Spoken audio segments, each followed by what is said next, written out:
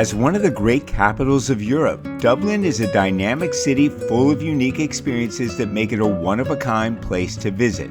There's a lot to explore here, and these are my suggestions for the top things to see and do in Dublin. First up, if you only have a day and are wondering what you must see, start with Kilmainham Gaol.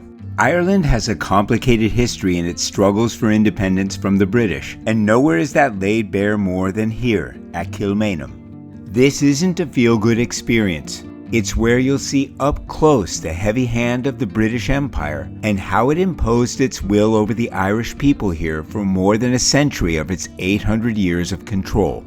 It's one of the most moving experiences I've ever had to walk the halls and see the cells where patriots like James Connolly and Joseph Plunkett lived out their final days before being executed here, on this very spot, following the Easter Rebellion of 1916. The museum at Kilmainham Gaol is also heartbreaking, shedding light on just how cruel the Irish experience was under England's crown.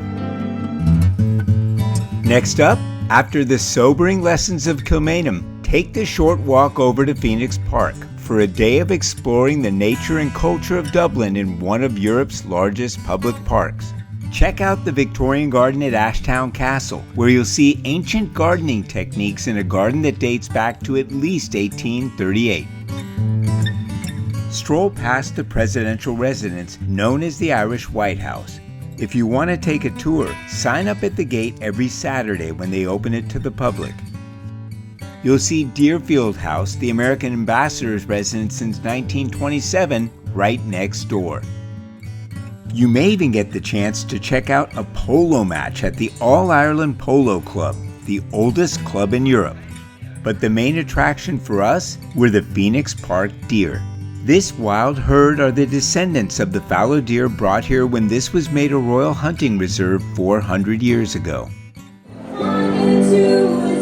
The next thing on my list to do is to take a stroll down Grafton Street.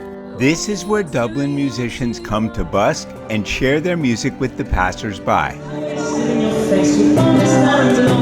Any time of the day is perfect to hit Grafton Street, and there's a ton of shopping to do here as well. And when you reach the end of Grafton Street, you'll be directly across from St. Stephen's Green, the next place on my list. Grab a sandwich and head here to chill out and people watch. It's a beautiful park to catch the Dublin vibe, but it's also a place to learn some history.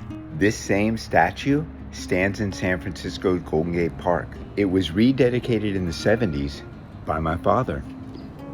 So pretty proud to come across a copy of the same statue here in St. Stephen's Green. Wow. On April 24th, 1916, a contingent of about 100 men under the leadership of Michael Mallon entered the park and barricaded the entrances. They exchanged fire for several days with British troops until they were finally forced to surrender.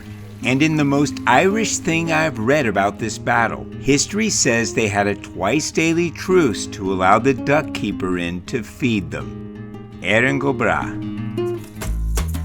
Next up at number 5 is a visit to Trinity College and its famous library. Established in 1594, it's an absolutely beautiful campus.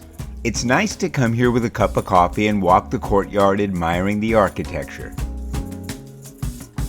The famous Long Room at the Trinity Library was completed in 1732, and its floor-to-ceiling shelves hold 200,000 of Ireland's most important literary works, including the Book of Kells, gifted in 1661 with its own separate exhibit.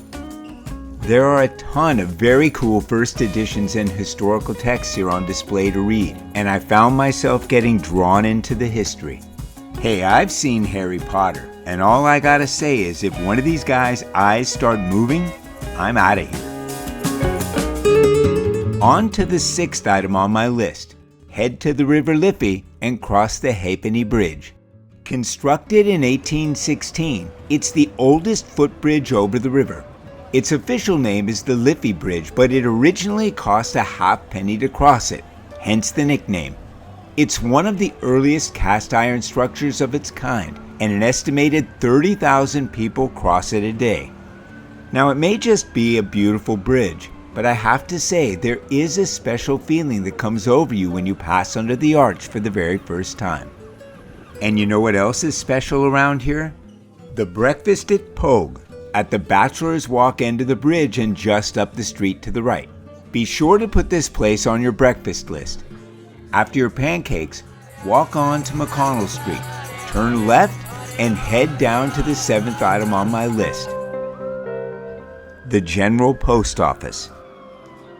This building was the headquarters of the Irish Patriots during the Easter Rebellion. There are still pockmarks in the walls from the bullets and cannon fired upon it by the English. They assaulted the building continuously for the entire week-long rebellion until a fire finally chased the Irish from the building.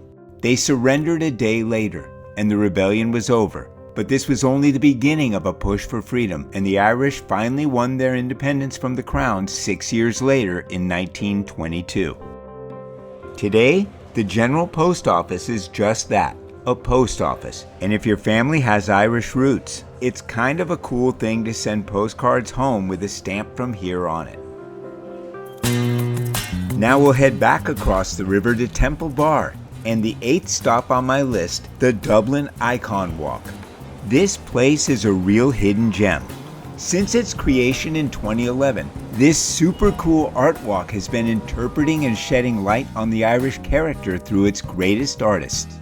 It focuses on actors, filmmakers, visual artists, musicians, and writers.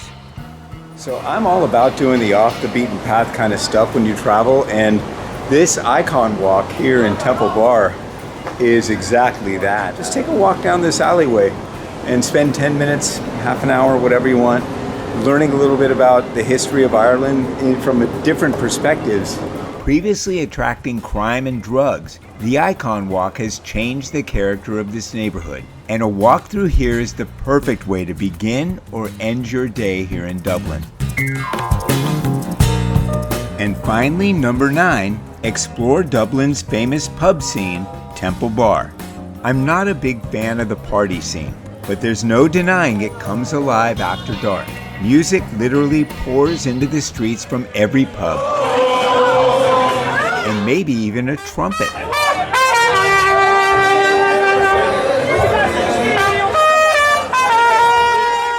Well, you get the idea.